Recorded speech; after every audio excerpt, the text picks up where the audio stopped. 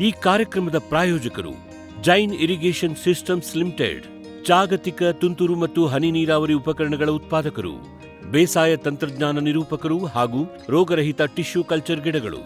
Cadbury's, cocoa ಬೆಳೆಸಿ ಅಧಿಕ ಆದಾಯ ಗಳಿಸಿ. ವೀಕ್ಷಕರೇ ನಮಸ್ಕಾರ. ಇವತ್ತಿನ ಕೃಷಿ ಋಷಿಯ ಅಂಗಳದಲ್ಲಿನ ಕಾರ್ಯಕ್ರಮಕ್ಕೆ ತಮಗೆ ಸ್ವಾಗತ. ವೀಕ್ಷಕರೇ, ಇವತ್ತು ನಾವು ದಾವಣಗೆರೆ ಜಿಲ್ಲೆಯ ದಾವಣಗೆರೆ ತಾಲೂಕಿನ ಕಳವೂರು ಎಂಬ ಗ್ರಾಮದಲ್ಲಿದ್ದೇವೆ.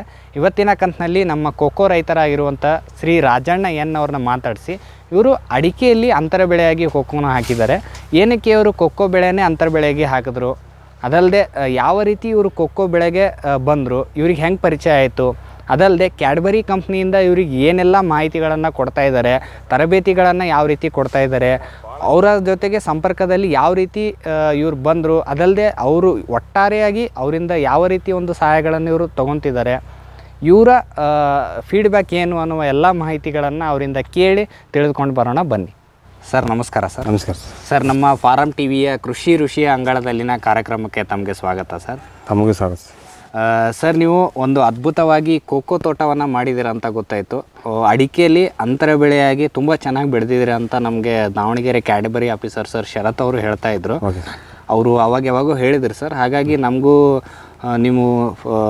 ನಿಮ್ಮ ತೋಟದ ಕುರಿತು ಒಂದು ಕಾರ್ಯಕ್ರಮ ಮಾಡಬೇಕು ಅಂತ ಅನ್ನಿಸ್ತು, ಹೆಂಗೆ ಬೆಳೆದಿದ್ದೀರಾ ಏನು ಸುದ್ದಿ ಅಂಥೇಳಿ. ಹಾಗಾಗಿ ಇವತ್ತಿನ ಕಂತಿನಲ್ಲಿ ಇದರ ಕುರಿತಾಗಿ ಒಂದು ಕಾರ್ಯಕ್ರಮ ಮಾಡಿ ನಮ್ಮ ರೈತರಿಗೆ ಒಂದು ಮಾಹಿತಿಯನ್ನು ಕೊಡಲಿಕ್ಕೆ ನಿಮ್ಮನ್ನು ಸಂದರ್ಶನ ಮಾಡ್ತಾ ಇದ್ದೀವಿ ಸರ್. ಓಕೆ ಸರ್, ಮೊದಲನೇದಾಗಿ ಕೇಳೋದಾದರೆ ನಿಮ್ಮ ಕೃಷಿ ಹಿನ್ನೆಲೆಯನ್ನು ನಮಗೆ ಹೇಳ್ತೀರಾ ಸರ್? Okay sir. ಕೃಷಿ ಹಿನ್ನೆಲೆ ಅಂದರೆ ಮೊದಲೆಲ್ಲ ಇದು ನಾವು ಅಪ್ಪರಿಂದಲೂ ಕೃಷಿನೇ ಸರ್. ನಾವು ಅವಾಗಿನಿಂದಲೇ ಕೃಷಿ. ನಾವು PUC ಮಾಡಿ ಈ ಕೃಷಿಗೆ ಬಂದ್ವಿ. ಅವಾಗೆಲ್ಲ ಮೆಕ್ಕೆಜೋಳ, ಅಂದರೆ ಅವಾಗ ಸಾಂಪ್ರದಾಯಿಕ ಕೃಷಿಗಳನ್ನೇ ಬೆಳೀತಿದ್ದಾವೆ. ಶೇಂಗಾ, ಮೆಕ್ಕೆಜೋಳ, ಹತ್ತಿ. Okay sir. ಆಮೇಲೆ ಇತ್ತೀಚೆಗೆ ನಾವು ಕಾಲೇಜ್ ಬಿಟ್ಟು ಬಂದಮೇಲೆ ಬೋರ್ ಕೃಷಿಕೊಂಡು, ಅವಾಗಲೂ ಬೋರ್ ಇತ್ತು ಆಲ್ರೆಡಿನ. ಆಮೇಲೆ ಈಗ ಅಡಿಕೆ ಬಂತು. Okay sir. ಅಂದರೆ ನಿಮ್ಮ ಕೈಯಲ್ಲಿ ಫಸ್ಟು ಬಂದಾಗ ಇದು ಭೂಮಿ ಯಾವುದಾಗಿತ್ತು ಸರ್? ನೀವೇನು ಬೆಳೀತಿದ್ರಿ? ಇದು ನಮ್ಮ ಅಪ್ಪ ಬೆಳೀತಿದ್ದೆಲ್ಲ ಶೇಂಗಾ ಸರ್. ಮೆಕ್ಕೆಜೋಳ, ಶೇಂಗಾ, ಬೇಸಿಗೆ ಶೇಂಗಾ, ಮಳೆಗಾಲದ ಮೆಕ್ಕೆಜೋಳ. ನಿಮ್ಮ ಕೈಯಲ್ಲಿ ಬಂದಾಗ ನೀವು ನಮಗೆ ಏನಾಯ್ತು, ಭತ್ತ ರೇಟ್ ಚೆನ್ನಾಗಿ ಸಿಗ್ತದೆ ಅಂತೇಳಿ ಹೆಂಗೆ ಭದ್ರ ಬಲ್ದಂಡೆ ಅದೈತೆ ನಾವು ಉದ್ದೇಶಕ್ಕೆ ನಾವು ಧೈರ್ಯ ಮಾಡಿ ಇದು ಗದ್ದೆ ಮಾಡಿದ್ವಿ. ಅದು ತೆಂಗಿನ ಗಿಡ ತೆಗೆದು ಗದ್ದೆ ಮಾಡಿದ್ದಾರೆ. ಅದು ಚೆನ್ನಾಗಿತ್ತು. ಅವಾಗೇನು ಒಳ್ಳೆ ಟರ್ನಿಂಗ್ ಚೆನ್ನಾಗಾಯ್ತು, ಬೆನಿಫಿಟ್. ದನಕರಿ ಮೇವು ಇತ್ತು, ಒಳ್ಳೆ ಅನುಕೂಲನೂ ಆಯ್ತು ಆ ಟೈಮ್. ಆಮೇಲೆ ಅಡಿಕೆದೇ ಒಳ್ಳೆ ದುಡ್ಡು ಅಂತೇಳಿ ದುಡ್ಡಿಂದ ಬೆನ್ನತ್ತಿದ್ವಿ ನಾವು. ಅವಾಗ ಈಗ ಅಡಿಕೆ ಹಾಕಿ ಎಷ್ಟು ವರ್ಷ ಆಯ್ತು ಸರ್ ನೀವು? ನಾವು ಬೇರೆ ಫೀಲ್ಡಾಗೆಲ್ಲ ಹಾಕೈತೆ 15 ವರ್ಷ ಸರ್, 15-20 ವರ್ಷ ಐತಿ.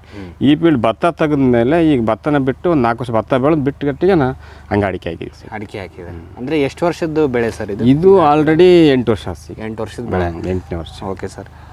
ಒಟ್ಟು ಎಷ್ಟು ಎಕರೆ ನಿಮ್ಮದು ತೋಟ ಇದೆ ಸರ್? ಎಲ್ಲ ತೋಟ ಎಷ್ಟು? ನಮ್ದು ಎಲ್ಲ ಸೇರಿ 8 ಎಕರೆ ತೋಟ ಇದೆ ಸರ್. ಅದ್ರಾಗೆ 8 ಎಕರೆಗೆ 4 ಎಕರೆ 5 ಎಕರೆ ಅಡ್ವಾನ್ಸ್ ಮಾಡಿದ್ವಿ, ಇನ್ನು 4 ಎಕರೆ ಹಿಂದ್ಗಡೆ ಮಾಡಿದ್ರಿ. ಏನೇನು ಬೆಳೀತಾ ಇದ್ದೀರಿ ಸರ್ ಒಂದು 8 ಎಕರೆಯಲ್ಲಿ?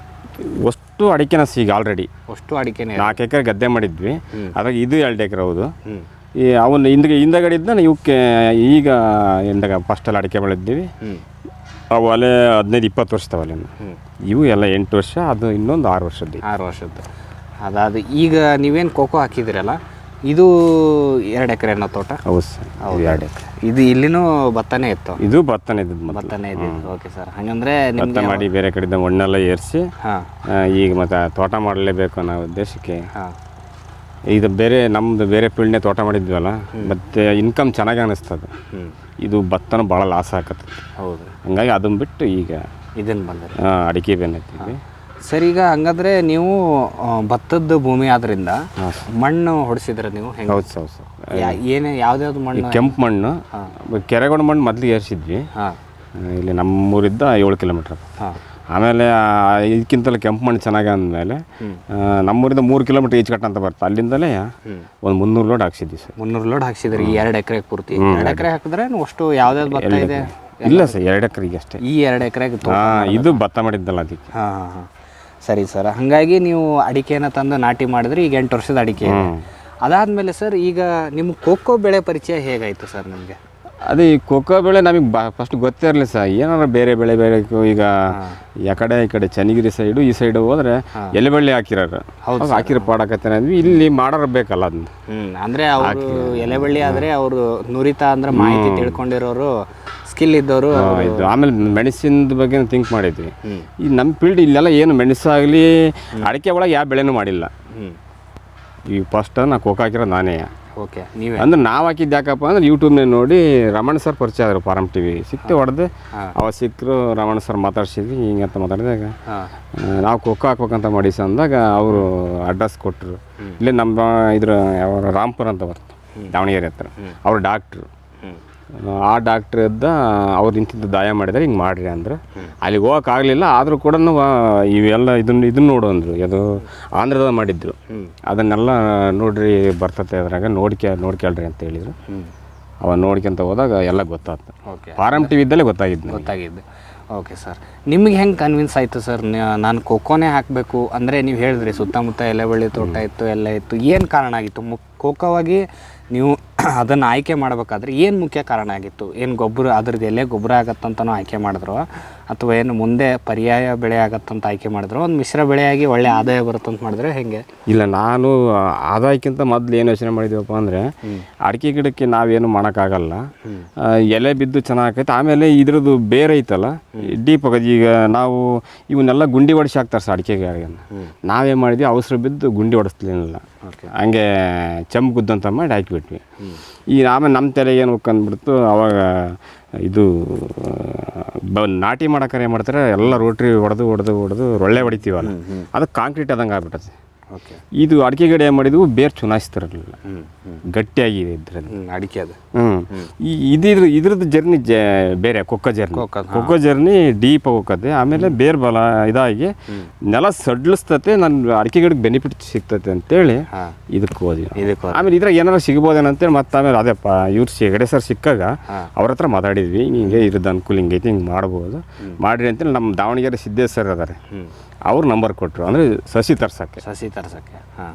ಆ ಸರ್ ಭೇಟಿ ಆದಮೇಲೆ ಆ ಸರಿಗೆ ಅವರಿಗೆಲ್ಲ 12 ರೂಪಾಯಿ ಸಸಿ ಇದು ಎಬ್ರಿಯಿಂದ ತರಿಸ್ಕೊಟ್ರು. ಓಕೆ ಸರ್, ಅವರೆಲ್ಲ ಇಲ್ಲಿಗೆ ಅವ್ರು ಕೊಟ್ಟರು. ಅಂದರೆ ನಿಮಗೆ ಮೊದಲು ಒಂದು ಮಿಶ್ರ ಬೆಳೆಯಾಗಿ ಒಂದು ಬೆಳೆ ಸಿಗುತ್ತೆ, ಅದಲ್ಲದೆ ಒಂದು ಕಳೆ ನಿರ್ವಹಣೆ ಆಗುತ್ತೆ. ಅದು ದೊಡ್ಡದಾಗಿ ಬೆಳ್ಕೊಂಡ್ರೆ ಕಳೆ ಬೆಳೆಯೋದಿಲ್ಲ. ಆಮೇಲೆ ಅದು ಎಲೆ ಗೊಬ್ಬರ ಆಗುತ್ತೆ, ಗೊಬ್ಬರನ ಹಾಕತ್ತೆ, ನೆಲನೂ ಸಡ್ಲತ್ತತೆ. ಬೇರು ಇದು ಅಡಿಕೆ ಬೇರೆ ಮೇಲೆ ಇರ್ತದೆ, ಇದ್ರ ಬೇರು ಆಳು ಹೋಗ್ತೈತೆ. ಹಂಗಾಗಿ ನಿಮ್ಗೆ ಅಡಿಕೆಗೂ ಏನೂ ತೊಂದರೆ ಆಗಿದೆ. ಹೌದು ಸರ್, ಈಗ ಭಾಳ ಜನ ಅಂತಾರೆ ಕೊಕ್ಕೋದಿಂದ ಅಡಿಕೆಗೆ ತೊಂದರೆ ಅಂತ ಅಂತಾರೆ. ಬಟ್ ನೀವು ಆ ರೀತಿ ಏನಾದರೂ ನೋಡಿದ್ದೀರಾ? ಸದ್ಯಕ್ಕೆ ಇಲ್ಲಿವರೆಗೆ ಏನು ತೊಂದರೆ ಕಾಣಿಸ್ಕೊಂಡಲ್ಲ, ನಮಗೆ ಗೊತ್ತಾಗಿಲ್ಲ. ನಮಗೆ ಆಗೋದಿಲ್ಲ ಅನಿಸ್ತದೆ. ಸಾಮಾನ್ಯ ಇದ್ರ ಜರ್ನಿ ಬೇರೆ, ಇದಕ್ಕೆ ಕೊಡೋದು ಕೊಟ್ಟರೆ ತಾನೇ ಬೆಳೀತತೆ ಅಂತ. ಅದ್ರ ಬೇರೆ ಇದು ಕಾಡು ಜಾತಿ ಇದೆ. ಹೌದು ಸರ್, ಇದು ಈಗಿನ ಪ್ಲಾನಿಂಗ್ ಪ್ರಕಾರ ಮೊದಲೆಲ್ಲ ನಾವು ರಮಣ ಸರ್ ಹೇಳಿದಂಗೆ ಅವ್ರ ಕಡೆ ಎಲ್ಲ ಮರನ ಕಡ್ದಾಕಿಬಿಟ್ಟು ಇದು ಮಾಡಿದ್ವಿ ಅಂತ ಹೇಳೋದು. ಅದು ಅಂದರೆ ಕಟ್ಟಿಂಗು ಏನು ಮಾಡಿರಲಿಲ್ಲ ಆ ಥರ. ಹಳೆ ತೋಟಗಳು ಸರ್, ಈಗ ಒಳ್ಳೊಳ್ಳೆ ಹೊಸ ತಳಿಗಳು, ಇಂಪ್ರೂವ್ ಆಗಿರೋ ತಳಿಗಳು ಬಂದಿರೋದ್ರಿಂದ ಇದನ್ನು ಜಾಸ್ತಿ ಇವಾಗ ಮತ್ತೆ ಉತ್ತೇಜನ ಮಾಡ್ತಾ ಇದ್ದಾರೆ. ಈಗ ಉತ್ತೇಜನ ಮಾಡ್ತಾರೆ. ಈಗ ಜನ ಕೆಲವೊಂದು ಕಡೆ ಎಲ್ಲ ಭಾಳ ಜನ ಆಗ್ತಾ ಐತೆ. ಭೂಮಿದೀಪ ಸಾರಜನಕ ರಂಜಕ ಒದಗಿಸುವ ಸೂಕ್ಷ್ಮಾಣುಜೀವಿ ಮಿಶ್ರಿತ ಸಮೃದ್ಧ ಸಾವಯವ ಎರೆಗೊಬ್ಬರ. ಕಾಳು ಮೆಣಸಿಗೆ ಟ್ರೈಕೋಡರ್ಮಾ ಸಂವರ್ಧಿತ ವಿಶೇಷ ಎರೆಗೊಬ್ಬರ. ಕುದುರೆ, ಹೇಸರಗತ್ತೆ, ಲದ್ದಿಯ ಅಧಿಕ ಪೌಷ್ಟಿಕಾಂಶದ ಅಶ್ವಸಾರ ಎರೆಗೊಬ್ಬರ. ಎನ್ಪಿಕೆ, ಲಘು ಮತ್ತು ಸೂಕ್ಷ್ಮ ಪೋಷಕಾಂಶಗಳು, ಸಸ್ಯ ಪ್ರಚೋದಕಗಳು ಹಾಗೂ ಹಾರ್ಮೋನುಗಳ ಆಗರ ಭೂಮಿದೀಪ ಎರೆಗೊಬ್ಬರ.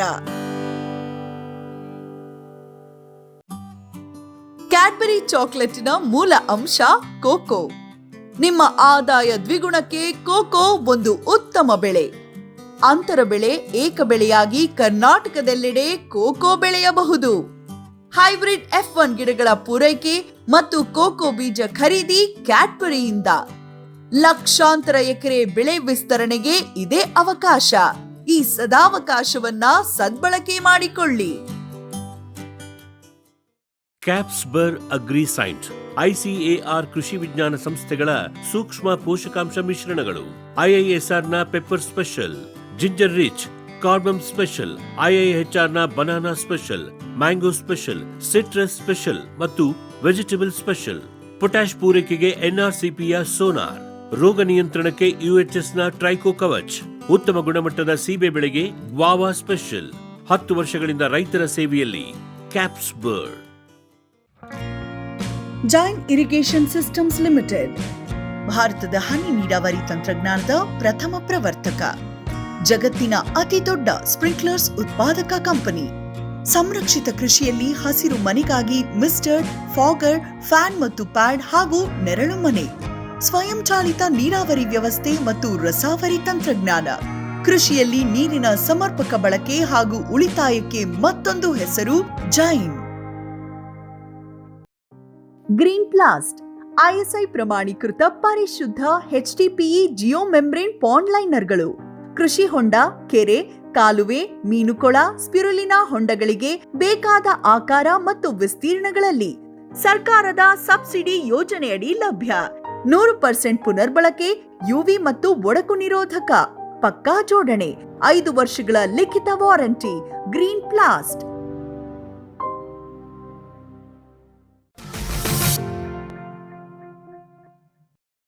ಸರ್, ಈಗ ನಿಮ್ಮನ್ನ ನೋಡಿ ಬೇರೆಯವರು ಯಾರಾದರೂ ಬೆಳೆದಿರೋದಿದೆಯಾ ಅಥವಾ ನಿಮ್ಮ ತೋಟಕ್ಕೆ ಯಾರಾದರೂ ವಿಸಿಟ್? ಇಲ್ಲ, ಕೆಲವೊಬ್ರು ರೈತರು ಬಂದಾಗ ಏನಕತ್ತಿ ಇವನ್ನೆಲ್ಲ ಮಾಡಬಾರ್ದು, ಇದಕ್ಕೆ ಮಾಡಿ ತಾಕತ್ತೆ ಸಾಕಾಗಿರ್ತೈತಿ, ಇದಕ್ಕೆಲ್ಲ ಮಾಡಕ್ಕೆ ಹೋಗ್ತೀಯ ಅನ್ನೋ ಒಂದು ಮಾತಾಡಿದ್ದಾರೆ. ಅದಕ್ಕೆ ಈ ಬೆಳೆಯೋದ್ರಲ್ಲಿ ನೀನು ನೋಡೋಂತೆ ಅಂತಲೂ ಹೇಳಿದ್ದಾರೆ. ಅದಕ್ಕೆ ಬೆಳೆದ ತೋರಿಸೋ ತನಕ ನಮ್ಮ ಹೊಲಕ್ಕೆ ಯಾರನ್ನ ಹೆಚ್ಚಿಗೆ ಕರ್ಕೊಂಬರಕ್ಕೆ ಹೋಗ್ತಾರೆ. ಯಾಕಪ್ಪ ಅಂದರೆ ಬೇಜಾರಂಗೆ ಮಾತಾಡಿದಾಗ ನನಗೆ ನಮ್ಮ ಮೈಂಡ್ಸೆಟ್ ಬೇರೆ ಥರ ಇದಾಗಬಾರ್ದು ಅಂತೇಳಿ ಅವ್ರು ಯಾರನ್ನು ಹೊಲಕ್ಕೂ ಕರ್ಕೊಂಬರಕ್ಕೆ ಹೋಗಿಲ್ಲ. ನಾವು ನೋಡ್ತಾ ಇದ್ದೀವಿ ಸರ್, ಈಗ ಚೆನ್ನಾಗಿ ಬೆಳೆದಿದೆ ಸರ್ ಇದು. ಆ್ಯಕ್ಚುಲಿ ನಾವು ಬೇರೆ ತೋಟಗಳಿಗೆ ಹೋಲಿಸಿದ್ರೆ ಎಷ್ಟು ಬರಬೇಕಾಗಿತ್ತು ಅಷ್ಟೇ ಚೆನ್ನಾಗಿ ಒಳ್ಳೆ. ನಾನು ಸ್ಪೆಷಲ್ ಟ್ರೀಟ್ಮೆಂಟ್ ಇದಕ್ಕೆ ಏನೂ ಕೊಟ್ಟಿಲ್ಲ. ನೀವು ಏನೂ ಕೊಟ್ಟಿಲ್ಲ. ಏನಿದ್ರು ಅಡಿಕೆಗೆ ಏನು ಮಾಡಿದ್ವಿ, ಅಡಿಕೆಗೆ ಏನು ನೀರು ಅಷ್ಟು ಬಿಟ್ಟರೆ ಗುಂಡಿ ಹೊಡಿಸಿ ಗಿಡ ಇಟ್ಟಿದ್ದೀನಿ ಸರ್, ಅಷ್ಟೇ. ಇದಕ್ಕೆ ಮಾಡಿರೋದು ಮಾಮೂಲಿ ಕೋಳಿ ಗೊಬ್ಬರ ಏರಿದ್ವಿ, ಬೀದಿಗೆ ಏರಿದೀವಿ, ಅದಕ್ಕೆ ಗುಣಿ ಮಾಡಿ ಆಗಲಿ ಅಷ್ಟು ಕೇರ್ ತಗೊಂಡು ಏನೂ ನೋಡಿಲ್ಲ. ಆದರೂ ನಾವು ನೋಡ್ತಾ ಇದ್ದೀವಿ ಸರ್, ಒಳ್ಳೆ ಚೆನ್ನಾಗಿ ಬಂದಿದೆ, ಸಖತ್ತಾಗಿ ಬಂದಿದೆ. ಅವ್ರು ಸರ್ ಹಂಗೆ ಚೆನ್ನಾಗಿ ಮಾಡ್ತೇವೆ ಅಂತ ಹೇಳಿದ್ರು. ಹಂಗಂದ್ರೆ ನೀವು ಫಸ್ಟ್ ಮೊದಲು ಬೆಳೆದೇ ತೋರಿಸ್ಬಿಡೋಣ, ಈ ಭಾಗದಲ್ಲಿ ನೀವೇ ಫಸ್ಟ್ ಹಾಕಿರೋದು, ಬೆಳೆದು ತೋರಿಸಿ ಆಮೇಲೆ. ಇಲ್ಲ, ಮತ್ತು ಕೆಲವು ಜನ ಏನು ಮಾಡ್ತಾರೆ, ಬೇಜಾರಂಗೆ ಮಾತಾಡ್ತಾರೆ ಸರ್, ಬೇರೆ ಥರ ಆಗಿ ಬರೀ ಅಂದರೆ ನಾವು ಅವ್ರೇನೋ ದುಡ್ಡಿಂದೇ ಬೆನ್ನತ್ಬಾರ್ದು ಅನ್ನೋ ಉದ್ದೇಶ ನಾವು ಹೇಳೋದು. ಬೇರೆ ಥರ ಅಕಸ್ಮಾತ್ ಇದು ನಾವು ಹಾಕಿದ್ದಕ್ಕೂ ಈಗೂ 90% ಜಾಸ್ತಿ ಆಗಿದೆ ಸರ್. ಅದು 75 ಭಾಗ ಜಾಸ್ತಿ ಆಗೈತೆ ಅಡಿಕೆ. ಮುಂದೆ ಭಾರಿ ಬೆಳೆದಿರೋದೇನೈತೆ ಸರ್, ಮೊದಲು ನಾವು ಭತ್ತ ಬೆಳೆಯೋರು ಹಂಗೆ. ಫಸ್ಟ್ಗೆ ಭತ್ತ ಅತಿ ಹೆಚ್ಚಾದಾಗ ಅದು ಜನ ಹಾಕೋದೇ ಬಿಟ್ಟರು, ಅಷ್ಟು ಬೇಜಾರಾಗಿ. ಇದು ಏನು ಮಾಡ್ತತೆ, ಪ್ರಕೃತಿನೇ ನಾಶ ಮಾಡ್ಬೋದು ಹೆಚ್ಚು ಕಮ್ಮಿ ಆದರೆ. ಬರಗಾಲ ಬಂತಪ್ಪ ಅಂದರೆ ನೀರಿರಲಿ ಅಂದರೆ ಅಡಿಕೆ ಹೋಗೇ ಬಿಡುತ್ತೆ, ಉಳ್ಕೊಳ್ಳೋದೇ ಇಲ್ಲ. ಹಂಗಾಗಿ ಪರ್ಯಾಯ ಬೆಳೆ ಇರಲಿ ಅನ್ನೋ ಕಾರಣಕ್ಕೆ ನಾವು ಕೊಕ್ಕ ಹಾಕಿದ್ವಿ. ಮತ್ತು ಬೇರೆ ಪ್ಲಾನ್ ಮಾಡಿದ್ವಿ. ಇದು ನಮ್ಮ ಪ್ಲಾನ್ ತಪ್ಪಾಗ್ಬಿಡುತ್ತೆ ಸರ್, ಜಿಗ್ಜಾಗ್ನೇ ಹಾಕ್ಬಿಟ್ಟಿವಿ. ಅಂದರೆ ಕೆಲವೇ ಜನಗಳಿಗೆ ಗೊತ್ತು. ಅಂದರೆ ಇವಾಗ ಒಬ್ಬರಾಗಿ ಅದನ್ನು ಬೆಳೆದು ತೋರಿಸಿದಾಗ ಮತ್ತೆ ಅದು ಆಕಾಶ ಒಟ್ಟು ಅಂದರೆ ಇದ್ರದ್ದು ಬೇರೆ ಕಡೆಯಿಂದ ಇಂಪೋರ್ಟ್ ಆಗೋದ್ರಿಂದ ತರಿಸ್ಕೊಳ್ಳೋದ್ರಿಂದ ಇದನ್ನ ಎಷ್ಟು ಹಾಕಿದ್ರು ಕಡಿಮೆನೇ ಕೊಕ್ಕನ. ಈ ಎಷ್ಟು ಭಾಳ ಜನ ಭಾಳ ಮಕ್ಕಳು ನಾವು ಬಾಯಾಗ ಹೇಳ್ತೀವಿ ಚಾಕ್ಲೇಟ್ ತಿನ್ನಬೇಡ ಅಂದ್ರೆ ತಂದು ಕೊಡೋದೆ ಮಕ್ಳಿಗೆ ಫಸ್ಟ್ ಚಾಕ್ಲೇಟ್. ಹಂಗಾಗಿ ಯಾರೊಬ್ಬರು ಬಿಡೋದಿಲ್ಲ. ಅದು ಫೋನ್ ಕೊಡಬೇಡ, ನಾವೇ ನನ್ನ ಮಗ ಎಷ್ಟು ಜನ ಫೋನ್ ಆನ್ ಮಾಡ್ತಾರಂತ ಫೋನ್ ಕೊಡ್ತೀವಲ್ಲ. ಹಂಗೆ ಈ ಎಲ್ಲದೂ ಒಕ್ಕತಿ. ಈಗ ಆಮೇಲೆ ಬೇರೆ ದೇಶಗಳಿಗೂ ಹಾಳಾಕೈತಂತೆ ಸರ್ ಕೊಕ್ಕೋ. ಯಾಕೆ ಕಾರಣಕ್ಕೆ ಹಾಳಾಕತ್ತಪ್ಪ ಅಂದರೆ ಸಮುದ್ರ ಬಂದು ನೆರೆ ಬಂದು ಹಂಗಾಗಿ ಹಾಳಾಗಿ ಅಂದರೆ ಬೇರೆ ಬೆಳೆ ಬೆಳೆಯೋಕ್ಕೆ ಹೋಗಿ ಹೋಗ್ತಾಯಿತ್ತು. ಅಂದರೆ ಇದಕ್ಕಿಂತಲೂ ಲಾಭದ ಬೆಳೆ ಅವ್ರು ಕಂಡಿದ್ದಾರೆ. ಬಟ್ ಅದಕ್ಕೆ ನಾವು ಎಷ್ಟು ಹಾಕಿದ್ರು ಕೂಡ ಕಮ್ಮಿನೇ. ಅಂದರೆ ಹಾಕ್ಯಂತ ಹೋಗೋರಿಗೆ ಅನುಕೂಲ ಐತಿ ಅಂತ ಹೇಳೋ ಸರ್. ಇದನ್ನ ಹಾಕೋದ್ರಿಂದ ನಾನು ಹಾಕ್ಬೇಕಾದ್ರೆ 200 ರೂಪಾಯಿ ಬೀಜ ಸರ್. ಮೊನ್ನೆ ನಮ್ಮ ಇದರೇ 300 ರೂಪಾಯಿ ಕೆಜಿ ಹಂಗೆ ಕೊಟ್ಟಾರೆ ಸರ್. ನೀವು ಹಾಕೋ ಟೈಮಲ್ಲಿ 200 ಇತ್ತು, 1.5 ವರ್ಷ ಗ್ಯಾಪಲ್ಲೇ 300 ರೂಪಾಯಿ. ಅದಕ್ಕೆ 300 ಆಗೈತೆ ಅಂದರೆ ಈ ಸಾಮಾನ್ಯ ಅದ್ರ ಲಾಭನೇ ನಿರೀಕ್ಷೆ ಮಾಡೋ ಅಂತಾರೆ ಏನು ತಪ್ಪಿಲ್ಲ ಸರ್, ಹಾಕ್ಬೋದು. ಇದು ಈಗ ನಾವು ನಮ್ಮ ಲಾಭಕ್ಕಿಂತ ನಾವು ಇದ್ರದ್ದು ಹೊಲಕ್ಕೆ ತಾಕತ್ತೆ, ಮಣ್ಣು ಸಡಿಲಾಕತ್ತೆ, ಒಂದು 20 ವರ್ಷ ಇರಲಿ ನೋಡೋಣ ಅಂತ ನಾವು ಇದು ಮಾಡಿದ್ದೀರಿ. Okay sir. ಸರ್, ಈಗ ನೀವು ಕ್ಯಾಡ್ಬರಿಯವರು ಶರತ್ ಸರ್ ಅವರ ಅಂದರೆ ಕ್ಯಾಡ್ಬರಿ ಕಂಪ್ನಿ ಜೊತೆ ಯಾವಾಗ ಸಂಪರ್ಕಕ್ಕೆ ಬಂದ್ರಿ, ಹೇಗೆ ಬಂದ್ರಿ ಸರ್? ಅವರು ಗಿಡಗಳನ್ನು ತರಿಸ್ಕೊಟ್ಟ ಮಗ ತರಿಸ್ಕೊಟ್ಟು ಸ್ವಲ್ಪ ದಿನ ಆದಮೇಲೆ ಸರ್ ಅವ್ರು ಬಂದ್ರ ಸರ್? ಅವರು ಹೇಳಿದ್ರು, ದಾವಣಗೆರೆಗೆ ತಿಂತಾರಂತ ಅವ್ರ ನಂಬರ್ ಕೊಟ್ಟರು. ಆಮೇಲೆ ಸರ್ ಬಂದರು, ಫೋನ್ ಮಾಡಿದ್ವಿ, ಅವರು ಬಂದರು ಸರ್, ಶರತ್ ಸರ್. ಅವಾಗ ಹೊಸ್ದಾಗಿ ಬಂದರು, ನೋಡಿದ್ರೆ ಇಲ್ಲ ಭಾಳ ಚೆನ್ನಾಗಿ ಬಂದವಂತ ಹೇಳಿದರು. ನಮಗೆ ಗೊತ್ತಿರಲಿಲ್ಲ ಹೆಂಗೆ ಬೆಳಿಬೇಕು, ಯಾವ ಮಟ್ಟಕ್ಕೆ ಬೆಳಿಬೇಕು ಅನ್ನೋದು. ಇಟ್ಟಿದ್ದ ಶಿವ ಇದಕ್ಕೆ ಡಯಾಂಚ್ ಹಾಕಿದ್ವಿ, ಎತ್ತರ ಬೆಳೆದ್ಬಿಟ್ಟು ಅದ್ರೊಳಗೆ ಆಮೇಲೆ 2 ತಿಂಗಳು ಮೂರೇ ಹೊಡೆದ್ಮೇಲೆ ಗೊತ್ತಾಯ್ತು ಹಿಂಗೆ ಬಂದವೆ ಅನ್ನೋದು. ಸ್ವಲ್ಪ ಹೋಗಾಗ್ಬಿಟ್ಟು ಇದು ಸಸಿ ಬರೋದು ಲೇಟಾಗಿತ್ತು ಸರ್. ಹೌದು, ಸರಿ ಸರ್. ಅಂದರೆ ಅವರು ಈಗ ನಿಮ್ಮ ತೋಟಕ್ಕೆ ಬರ್ತಾರಲ್ಲ ಸರ್, ಯಾವ ರೀತಿ ಮಾಹಿತಿಗಳನ್ನು ಕೊಡ್ತಾರೆ, ಏನೆಲ್ಲ ಮಾಡ್ತಾರೆ? ಚಾಟ್ನಿ ಅದೇ ಚಾಟ್ನಿ ಮಾಡೋದ್ರಿಂದ ಹಿಡಿದು ಈ ಥರ ಗೊಬ್ಬರ ಹಾಕಿ ಇಂಥದ್ದು ಇದು ಹಳದಿ ಬಣ್ಣದಾಗ ಇಂಥ ಔಷಧಿ ಹೊಡಿಬೇಕು, ಈ ಥರ ಮಾಡಿ ಬಡ್ಡೆಗಳು ಎಲೆನೆಲ್ಲ ತೆಗೆದ್ನಲ್ಲ ಸರ್, ಆ ಸರೇ ಬಂದು ಹೇಳಿದ್ರು ಈ ಎಲೆಗಳ್ನ ನಾವು ಉಳಿಸ್ಕೊಬೇಡ್ರಿ, ಎಲೆ ಕಟ್ ಮಾಡಿರಿ, ಈ ಥರ ಪ್ಯಾನ್ ಬೆಲ್ಟಿನ ಬಗ್ಗೆ ಇವನ್ನೆಲ್ಲ ರಂಬೆ ಯಾವ ಬಿಟ್ಕೋಬೇಕು, ಎಷ್ಟು ಅಡಿ ಬಂದಾಗ ಬಿಡಬೇಕು, ಇದನ್ನೆಲ್ಲ ಹೇಳ್ಕೊಡ್ತಾರೆ ಸರ್. ಓಕೆ, ಅಂದರೆ ಏನು ಇದರಲ್ಲಿ ಏನೇನು ಮಾಡಬೇಕು ಅಂತಂತವಾಗಿ ಎಲ್ಲನೂ ನಿಮಗೆ ಹೇಳ್ತೀವಿ. ಅಂದರೆ ನಿಮಗೆ ಫೋಟೋ ಎಲ್ಲ ನೀವು ಬೇಕು, ಅವ್ರು ಬರಲಿಲ್ಲ ಅಂತಂದ್ರು ನೀವು ಫೋನಲ್ಲಿ ಫೋಟೋ ಕಳಿದ್ರೆ ಅದನ್ನು ಹೇಳ್ತಾರೆ. ಅಷ್ಟರ ಮಟ್ಟಿಗೆ ನಿಮಗೆ ಮಾಹಿತಿ ಅಲ್ಲ ಟಚ್ ಇದೆ, ಮಾಹಿತಿ ಚೆನ್ನಾಗಿ ಕೊಡ್ತಾರೆ ಸರ್. Okay sir. ಹಾಗಾಗಿ ನಿಮ್ಮ ಏನೇ ಹೇಳಿದ್ರು ಅವತ್ತಿನ ದಿವಸ ಬರೋಕ್ಕಾಗಲಿ ಇನ್ನೊಂದು ದಿವಸ ಬಂದು ಮಾಹಿತಿ ತಿಳಿಸ್ತಾರೆ. Okay sir. ಸರ್, ಈಗ ಒಟ್ಟು ಈಗ 2 ಎಕರೆಯಲ್ಲಿ ನೀವು ಅಡಿಕೆಯಲ್ಲಿ ಕೊಕ್ಕೋ ಹಾಕಿದ್ದೀರಲ್ಲ ಸರ್, ಎಷ್ಟು ಸಸಿಗಳು ಕುಂತಿದ್ದಾವೆ ಸರ್? ಎಷ್ಟು ಅಡಿಕೆ? 500 ಸಸಿ ಕುಂತಿದೆ ಸರ್. ನಮ್ಮ 1000 ಸಸಿ ಐತೆ. ಈ ಜಿಗ್ ಆಗಿರೋದ್ರಿಂದ ಒಂದೊಂದು ಸಾಲ ಗ್ಯಾಪ್ ಹಾಕೈತೆ ಸರ್.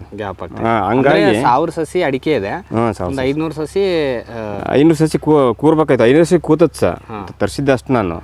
ಅಲ್ಲಿ ಸ್ವಲ್ಪ ಹೋಗಾಗಿದೆ ಸರ್, ಅಂದರೆ ನೀರು ನಿಂತ್ಕೊಂಡು ಜಾಸ್ತಿ, ಅದು ಮಳೆಗಾಲ ಜಾಸ್ತಿ ಆಗ್ಬಿಡ್ತು. ಅದು ಇದ್ರೊಳಗೆ ಡಯಾಂಚ್ ಹಾಕಿದ್ವಿ ಅಂದಿರಲ್ಲ, ಅದು ಮೇಲೆ ಸಸಿ ಮೇಲೆ ಬಿದ್ದು ಹೋಗ್ಬಿಡ್ತು. ಅವಾಗ ಇಲ್ಲಿ ಸಿಕ್ತತಿ ಅಂದ್ರೆ ಸಸಿದು ಇಲ್ಲಿ ವರ್ಷಕ್ಕಿಲೂ ಸ್ವಲ್ಪ ಇದಾಗೈತೆ.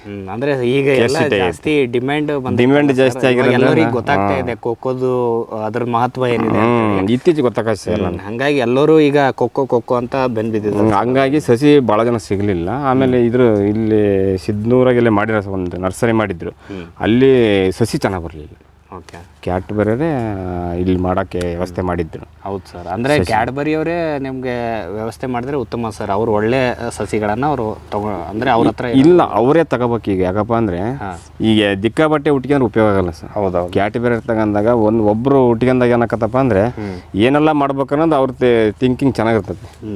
ನೋಡಿ, ನಮಗೆಲ್ಲ ಏನು ಗೊತ್ತಿರಲಿಲ್ಲ, ಹಂಗಾಗಿ ಎಲ್ಲ ಅವ್ರ ಮಾಹಿತಿ ಅವ್ರ ಕಡೆಯಿಂದ ಮಾಹಿತಿ. ಸರಿ ಸರ್. ಈಗ 1000 ಅಡಿಕೆ ಇದಾವೆ, 500 ಸಸಿಗಳ ಹೆಚ್ಚು ಕಡಿಮೆ ಕೂತಿದ್ದಾವೆ.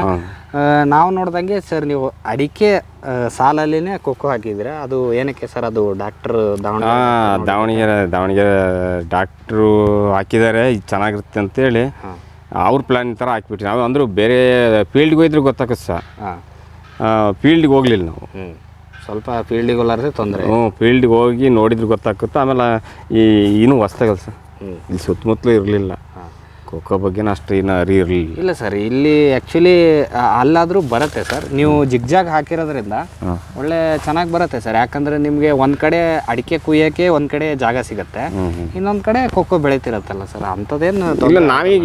ನಾನು ತಪ್ಪು ತಿಳ್ಕೊಂಡು ಅಲ್ಲಿಂದ 4.5 ಎಷ್ಟು ಸರ್, ಅದು 8 ಅಡಿ ಬರುತ್ತೆ ಸರ್, 8.5 ಅಡಿ. ಆ ಬೇರಿಗೆ ಹತ್ರ ಆಕತ್ತೆ ಅಂತೇಳಿ. ಇಲ್ಲಾಗಿದ್ರೆ 5 ಅಡಿ ಸಿಕ್ತಿತ್ತು ಅಂತ ನಾವು ಅನ್ಕೊಂಡ್ವಿ. ಆಮೇಲೆ ಫೋನ್ ಮಾಡಿ ತಿಳ್ಕೊಂಡಾಗ ಇಲ್ಲ, ಅದ್ರ ಅಡಿಕೆ ಜರ್ನಿನೇ ಬೇರೆ, ಈ ಗಿಡದ ಜರ್ನಿನೇ ಬೇರೆ ಇರುತ್ತೆ, ಏನು ತೊಂದರೆ ಆಗಲ್ಲ ಅಂತ ಹೇಳಿದ್ರು. ಅದು ಬೆಳೆದಿಲ್ಲ ಸರ್, ಗೊತ್ತಾಗತ್ತೆ ಮುಂದೆ. ಈಗ ಬೆಳೆದಲ್ಲ ಹಿಂಗೆ ಏನು ಹೇಳಕ್ಕೆ ಬರಲ್ಲ.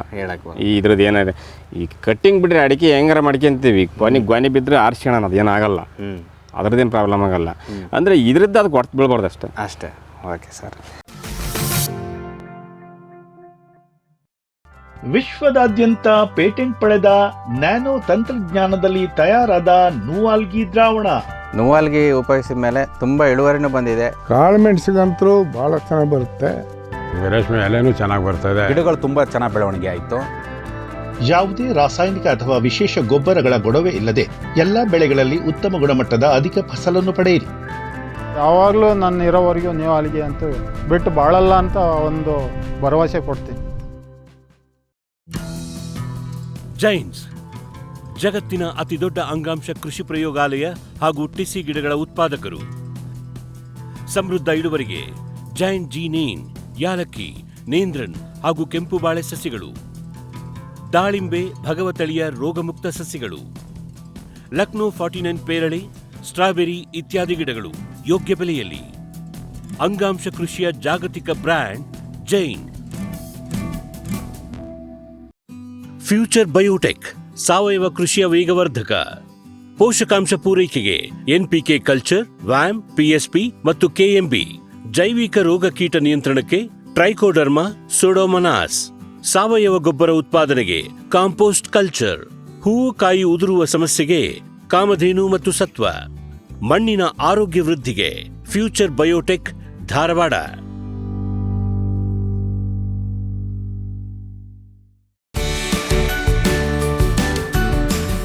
ಎಲ್ಸಾಲ್ ತಂದಿದೆ ಜಾಗತಿಕ ಗುಣಮಟ್ಟದ ನಿಖರ ನೀರಾವರಿ ಮತ್ತು ಫರ್ಟಿಗೇಷನ್ ಆಟೋಮೇಷನ್ ತಂತ್ರಜ್ಞಾನ. ಕೃಷಿ ಕಾರ್ಮಿಕರ ಕೊರತೆ, ದುಬಾರಿ ಕೂಲಿ ಮತ್ತು ಅನಿಯಮಿತ ವಿದ್ಯುತ್ ಪೂರೈಕೆಗೆ ಪರಿಹಾರ. ನಮ್ಮ 12 ವರ್ಷಗಳ ನಂಬಿಕಾರ್ಹ ಉಪಕರಣಗಳಿಂದ ಇದೀಗ ಕೃಷಿ ನೀರಾವರಿ ನಿಮ್ಮ ಬೆರಳ ತುದಿಯಲ್ಲಿ. ಎಲ್ಸಾಲ್.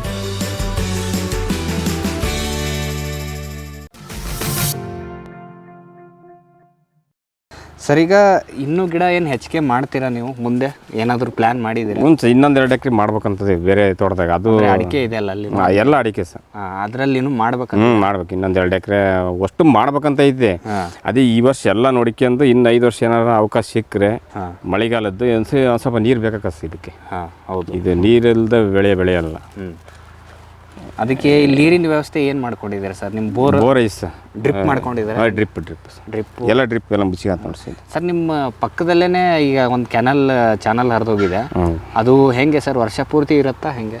ಇಲ್ಲ ಸರ್, ಆ ಡ್ಯಾಮ್ನೇ ನೀರಿದ್ದಂಗೆ. ಡ್ಯಾಮ್ನೇ ನೀರುತ್ತಪ್ಪ ಅಂದರೆ 2 ತಿಂಗಳ ಗ್ಯಾಪಾಗಿ ವರ್ಷ ಪೂರ್ತಿ ಇರ್ತದೆ ಸರ್. 3 ತಿಂಗಳ ಗ್ಯಾಪ್ ಆಕತ್ತೆ. ಭತ್ತ ಕಟಾವಿ ಬಂದಾಗ ಗ್ಯಾಪ್ ಆಕತ್ತೆ, ಮತ್ತೆ ಬರ್ತದೆ ಸರ್. ಹಂಗಾಗಿ ಈಗಿಲ್ಲ, ಡ್ಯಾಮ್ನೇ ನೀರಿಲ್ಲ ಸರ್. ಮಳೆಗಾಲ ಇಲ್ಲದೆ ಇರೋದ್ರಿಂದ ಈಗ ನೀರು ಇದ್ವಲ್ಲ ಸರ್, ಒಂದು 10 ದಿನ ಅಂತ ಬಿಟ್ಟಿದ್ದ. ಈಗ ಬಿಟ್ಟರೆ ಸರ್. ಈಗ ವರ್ಷ ತಿಂಗಳಿಗೆ 10 ದಿನ ಬಿಡ್ತೀವಿ ಅಂತ ಹೇಳಿದ್ದಾರೆ.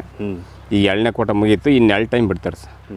ಮುಂದಿನ ತಿಂಗಳು, ಅದ್ರ ಮುಂದಿನ ತಿಂಗಳು. ಅದರಿಂದ ನಿಮ್ಗೆ ಅನುಕೂಲ ಆಗುತ್ತೆ. ನೀವು ಅಲ್ಲಿಂದ ಅದನ್ನು ಬಿಡ್ತೀರಾ? ಅದು ಬೋರೆಲ್ ಜೊತೆ? ಇಲ್ಲ, ಸದ್ಯ ಬೋರಿಂದ ಬಿಡ್ತದೆ ಸರ್. ಈಗ ಇವಕ್ಕೊಂದು ರೂಢಿ ಕಲಿಸ್ಕೊತ ಬರ್ತದೆ.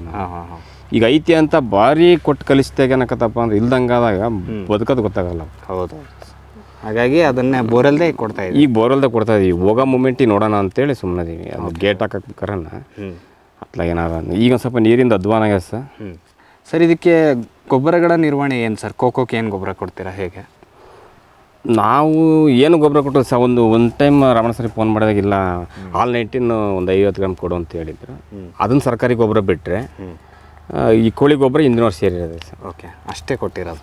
ಅಷ್ಟು ಬಿಟ್ಟರೆ ಬೇರೆ ಏನು ಕೊಟ್ಟರು. ಇದು ನಾವು ಬಿಲ್ಡಪ್ ಆಗಲಿ ಇನ್ನೊಂದಕ್ಕೆ ಹೇಳ್ಕೊಳೋದಲ್ಲ.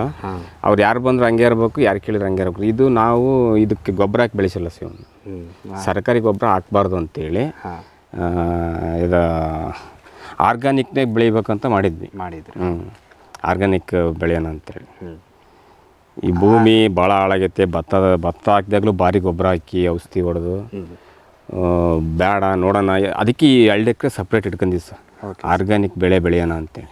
ಆರ್ಗ್ಯಾನಿಕ್ ಅಂದರೆ ಹಂಗೇನಲ್ಲ, ಈ ಗೊಬ್ಬರ ಕೋಳಿ ಗೊಬ್ಬರ ಹೊಡಿತೀವಿ, ಸಗಣಿ ಗೊಬ್ಬರ ಸಿಗ್ತದೆ. ಓಕೆ, ಅದೇ ಆರ್ಗ್ಯಾನಿಕಲ್ಲಿ ಸಿಗೋದನ್ನೇ ಜಾಸ್ತಿ ಕೊಡ್ತೀರಾ? ಅಷ್ಟೇ, ಅದನ್ನೇ ಜಾಸ್ತಿ ಕೊಟ್ಬಿಟ್ರೆ ಆಯ್ತು. ಈಗ ಸರ್ಕಾರಿ ಗೊಬ್ಬರ ಕೊಡೋದು ಬೇಡ ಅಂತ ಹೇಳಿ. ಓಕೆ, ಅಂದರೆ ಅಷ್ಟು ಕೊಟ್ರೇ ಇಷ್ಟು ಚೆನ್ನಾಗಿ ಬೆಳೆದಿದೆ ಸರ್. ನಾವು ಸರ್ ಚೆನ್ನಾಗೈತೆ ಅಂತ ಹೇಳಿದ್ರು. ಒಟ್ಟು ನಮಗೆ ಈ ವೇಜ್ ಎಷ್ಟು ಬರ್ಬೇಕಂತ ಗೊತ್ತಿಲ್ಲ. ಒಟ್ಟು ನಾವಂತೂ ಸ್ಪೆಷಲ್ ಟ್ರೀಟ್ಮೆಂಟ್ ಏನು ಕೊಟ್ಟಿಲ್ಲ. ಆರ್ಗ್ಯಾನಿಕ್ ಆಗಲಿ ಇದು ರಮಣ ಸರ್ ಹೇಳಿ ರಜಣ ಏನು ಕೊಡಲೇಬೇಡ ನೀನು ಅಂತ ಹೇಳಿದ್ರು. ಭಾಳ ಚೆನ್ನಾಗಿ ಬಂದತ್ತೆ. ಅವೆಲ್ಲ ಬರ್ತವೆ ಹೋಗ್ತವೆ.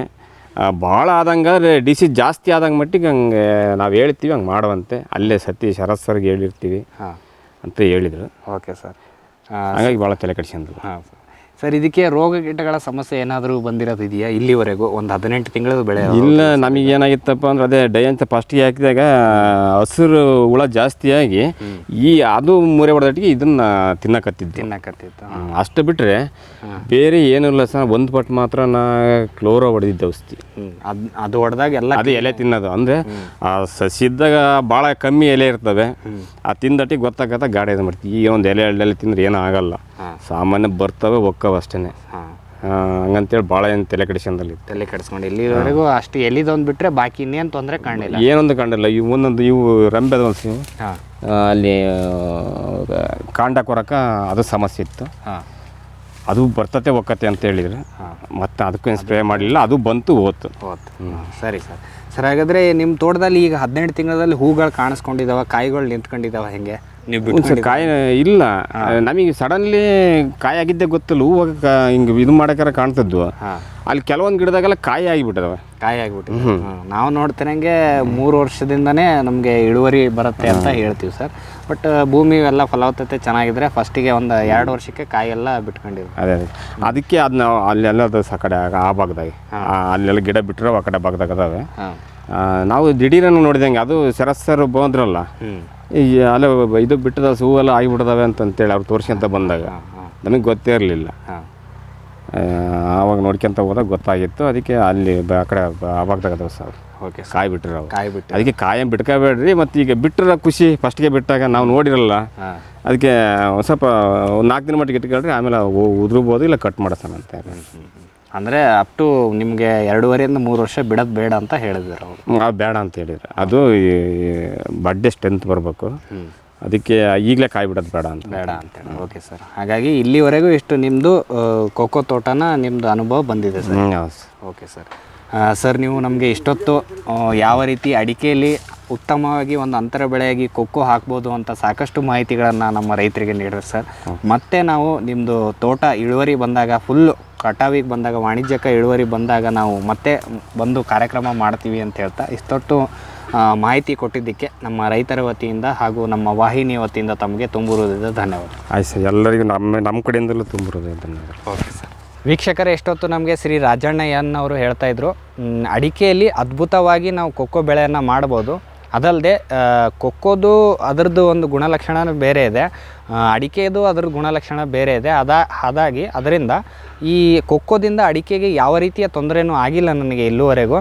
ಹಾಗಾಗಿ ಅದರಿಂದ ನನಗೆ ಒಂದು ಗೊಬ್ಬರ ಸಿಗುತ್ತೆ, ಆಮೇಲೆ ಅದಲ್ಲದೆ ಪರ್ಯಾಯವಾಗಿ ಒಂದು ಬೆಳೆ ಆಗತ್ತೆ ಅಂತ ಸಾಕಷ್ಟು ಮಾಹಿತಿಗಳನ್ನು ನಮ್ಮೊಂದಿಗೆ ಹಂಚಿಕೊಂಡ್ರು. ಹಾಗಾಗಿ ಇಷ್ಟೊತ್ತು ಮಾಹಿತಿ ಕೊಟ್ಟಿದ್ದಕ್ಕೆ ಅವರಿಗೆ ಧನ್ಯವಾದಗಳನ್ನು ತಿಳಿಸುತ್ತಾ ಇವತ್ತಿನ ಕೃಷಿ ಋಷಿ ಅಂಗಳದಲ್ಲಿ ನಾವು ಒಂದು ಕಾರ್ಯಕ್ರಮವನ್ನು ಇಲ್ಲಿಗೆ ಮುಗಿಸ್ತಾ ಇದ್ದೀವಿ. ನಮಸ್ಕಾರಗಳು. ಈ ಕಾರ್ಯಕ್ರಮದ ಪ್ರಾಯೋಜಕರು ಜೈನ್ ಇರಿಗೇಷನ್ ಸಿಸ್ಟಮ್ಸ್ ಲಿಮಿಟೆಡ್, ಜಾಗತಿಕ ತುಂತುರು ಮತ್ತು ಹನಿ ನೀರಾವರಿ ಉಪಕರಣಗಳ ಉತ್ಪಾದಕರು, ಬೇಸಾಯ ತಂತ್ರಜ್ಞಾನ ನಿರೂಪಕರು ಹಾಗೂ ರೋಗರಹಿತ ಟಿಶ್ಯೂ ಕಲ್ಚರ್ ಗಿಡಗಳು. ಕ್ಯಾಡ್ಬರೀಸ್, ಕೋಕೋ ಬೆಳೆಸಿ ಅಧಿಕ ಆದಾಯ ಗಳಿಸಿ.